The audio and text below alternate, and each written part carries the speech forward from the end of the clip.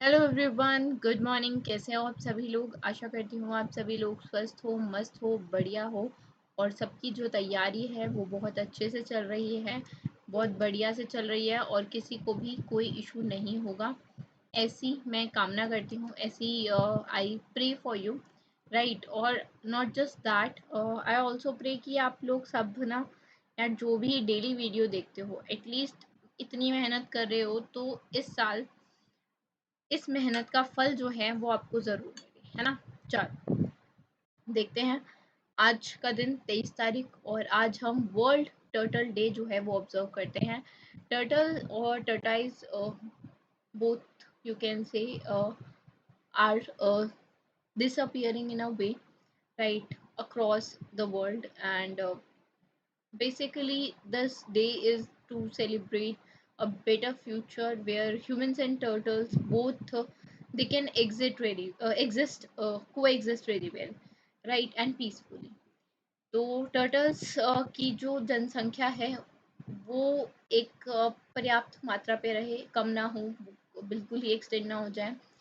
और ये सब चीज़ें आप कह सकते हैं कि जब ये सब चीज़ें होती हैं ना, कोई स्पीशीज़ पर्टिकुलर या कोई भी एनिमल या कोई भी एक्स वाई जेड पूरी प्रजाति गायब होती है तो इट क्रिएट्स एन इम्पैक्ट। आगे चलते हैं। International day to end obstetric fistula. Obstetric fistula को ख़त्म करने, प्रिवेंट करने, एंड करने के लिए जो हम डे ऑब्जर्व करते हैं वो 23 मई है। 23 मई को है हम ये डे ऑब्जर्व करते हैं। Basically breaking the cycle preventing fistula world wide is the theme of this year, that is 2024 की ये थीम है। अब बोल तो दिया कि इंटरनेशनल डे ऑब्जर्व करते हैं टू प्रिवेंट ऑब्सिस्टिक फिस्टूला। अब ये है क्या? ऑब्सिस्टिक फिस्टूला है क्या? देखो, it is a kind of hole, ठीक है। कैसा होल है ये? It is a hole in birth canal that is caused by obstructive labour, ठीक है। आप ये शिशु देख रहे हैं माँ के गर्भ में एंड ये लाइनिंग देख रहे होगे आप, ठीक है।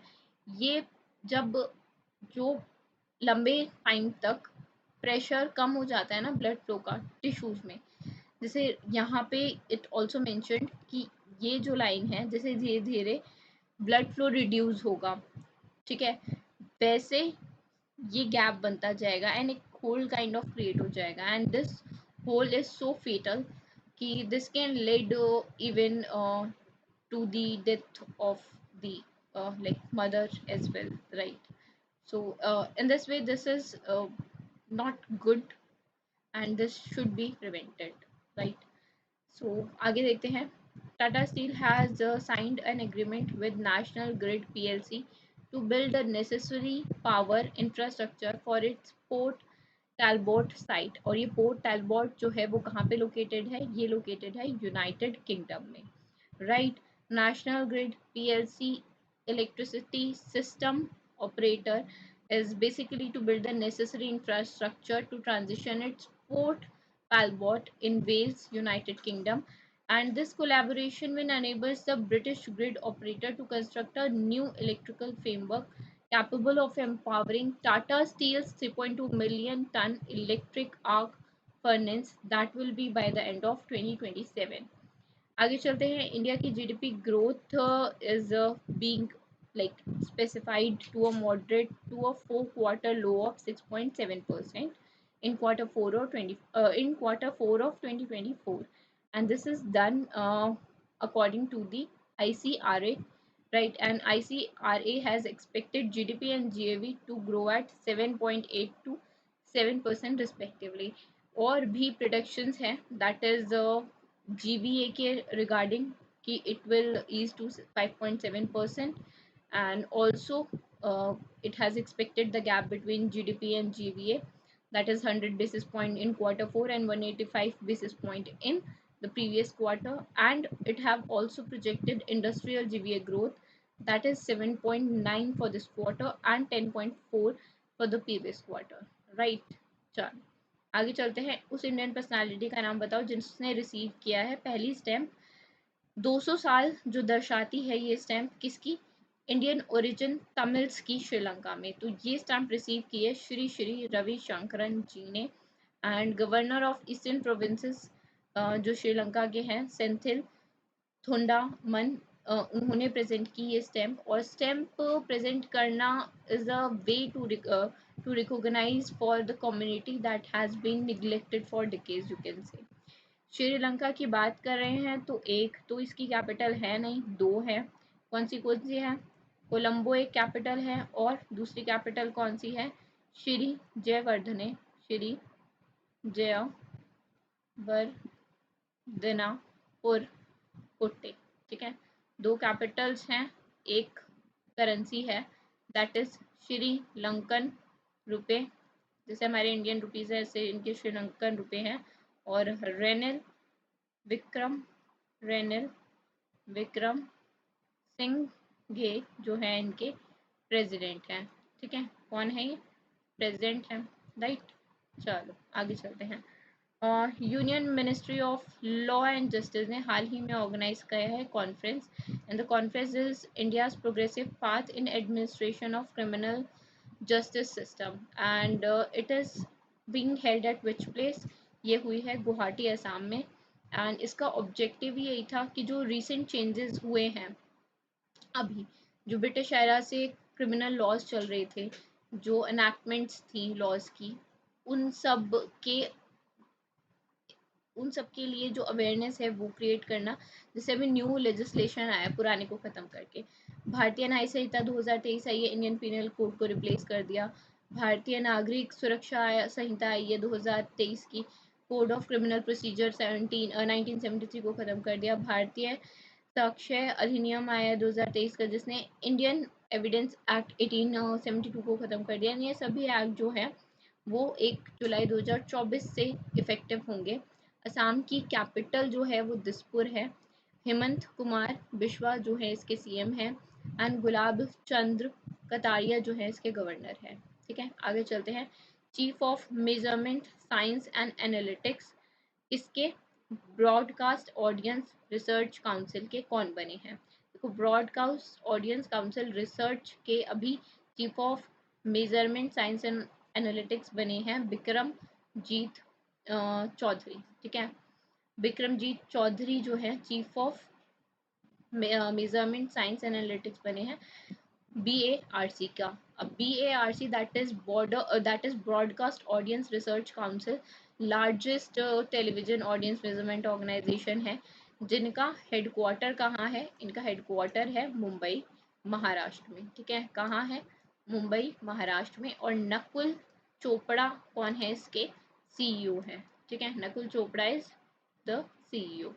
आगे चलते हैं। World number of one player Eega स्वितेक बन गई हैं।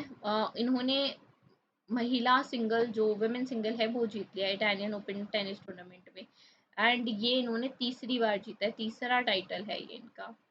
ठीक है, मेंस कैटेगरी में अलेक्जेंडर जेवरेव ने, विमेंस में तो आपने देख ही लिया, men's double and women's double भी है। ठीक है, Marcel and Horacio and Sarah and Jasmine have won the women and men and women respectively, right. चले आगे, आगे चलते हैं। इंडियन टीम ने 12 मेडल जीते हैं। देखो, 4 मेडल मेंस ने जीते हैं एंड 8 मेडल विमेन ने जीते हैं। ठीक है, थर्ड एलरोडा कप में, अब ये एलरोडा कप किससे रिलेटेड है? बॉक्सिंग से रिलेटेड है। पहली बार, अब ये थर्ड है, पहली बार कब हुआ था? 2022 में हुआ था। अब ये थर्ड कहाँ पे हुआ है? अस्ताना कजाकिस्तान में हुआ है, राइट। 4 मेन ने मेडल जीते हैं, एंड विमेन बॉक्सर्स जो हैं 8 विमेन बॉक्सर्स ने ये मेडल जीते हैं। उनके नाम कुछ इस प्रकार हैं। मेडल्स की 2 गोल्ड 2 सिल्वर एंड बाकी जो है जो टोटल 8 हैं वो ब्रॉन्ज हैं, राइट। तो this you need to have a look. आगे चलते हैं। ठीक है, who has been appointed as the managing director of Honeywell automation India limited? तो हेल हनीवेल ऑटोमेशन इंडिया लिमिटेड के जो मैनेजिंग डायरेक्टर हैं वो अतुल पाई बने हैं, एंड आशीष गायकवाड़ इनकी जगह ली है अतुल पाई ने। एंड इनका हेडक्वार्टर की बात करोगे, हेल का headquarter is in USA, north Carolina, USA में इनका हेडक्वार्टर है। ठीक है, it is headquarter. And chairman कौन है? चेयरमैन है गणेश गणेश नटराजन, ठीक है, गणेश नटराजन, राइट। चलो आगे चलते हैं। देखो किस ऑर्गेनाइजेशन ने हाल ही में एमओयू साइन किया है department of animal husbandry and dairy के साथ on digitalisation of vaccine cold chain management. तो ये यूएनडीपी ने जो है एमओयू साइन किया है ministry of fisheries animal husbandry and dairy के अंदर जो आती है department of animal husbandry and diary. उन्होंने यूएनडीपी के साथ बेसिकली एमओयू साइन किया है ऑन डिजिटलाइजेशन ऑफ वैक्सीन, ठीक है, cold chain management system, right? And this collaboration will support India's first animal vaccine supply cold chain management system, जो सभी को benefit करेगा basically vaccines को जो ज़रूरी है for the animals। and vaccine maintain करने का एक टेम्परेचर होता है दैट इज़ 2 से 8 डिग्री सेल्सियस तक जो है वो वैक्सीन रखी जाती हैं टेम्परेचर में। यूएनडीपी की बात की ही है, ठीक है। यूएनडीपी का हेडक्वार्टर कहाँ है? इनका हेडक्वार्टर है न्यूयॉर्क यूएसए में, New York city USA, United state of America. और अचिम साइनर जो है वो इसके एडमिनिस्ट्रेटर हैं, ठीक है। कौन है? एडमिनिस्ट्रेटर हैं, राइट। चलो आगे चलते हैं और नेक्स्ट देखते हैं। What is the projected range for India's merchandise export in current financial year according to the Federation of Indian Export Organization? Indian Federation of Indian Export Organization के द्वारा जो अभी बताया गया है वो ऑलमोस्ट 500 से 510 बिलियन यूएस डॉलर बताया गया है। एंड एपेक्स बॉडी है एक्सपोर्टर्स की ये, and it say that India's merchandise export will grow up to 500 to 510 million US dollar. और अगर सर्विस एक्सपोर्ट की बात करोगे तो 390 से 400, and total export will around 778 billion US dollar, right. और अगर पर्टिकुलर सेक्टर्स की बात करेंगे तो काफ़ी हैं, engineering service sector, advertising sector, pharmaceutical, medical, diagnostic equipments, ठीक है, technology, right, electronics, machinery and many more. अगर हम बात करेंगे FIEO federation of Indian export organization की, तो इनका जो इनका जो हेडक्वार्टर है वो है दिल्ली में, राइट। एंड इनका एक मिनट रुको यार, this will it would create, okay, let me come again to that point, pardon me for that, right। Okay, where here we are, oh my god, right, let me pick up pen, fine, headquarter is in New Delhi, right, headquarter is in New Delhi, and Ashwini Kumar is the president. Ashwini Kumar is the president, right? So as we know, this was the last one. So thank you for watching, and if you like the session तो like कर दिया करो, और आगे ताकि आप timely updated रहो तो उसके लिए चैनल को सब्सक्राइब भी कर देना। Thank you.